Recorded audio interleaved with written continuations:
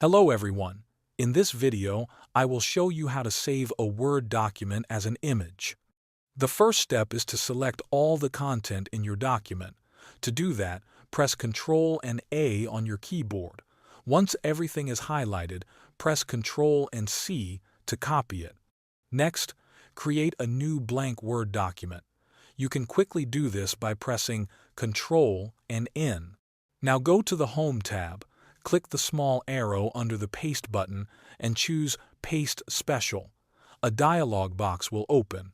In the list, select Picture with Enhanced Metafile in brackets, and then click OK. The content will now appear in your new document as a single image. The next step is to right-click on that image. From the menu, select Save as Picture. A window will open where you can type any file name you like. For example, you can name it Document Image. In the Save as Type drop-down, choose JPEG as the format. After that, click Save. Finally, go to the folder where you saved the image. You will see your Word document there as a picture file. When you open it, the page is now saved as a JPEG image. That is the full process of turning a Word document into an image file. Thanks for watching.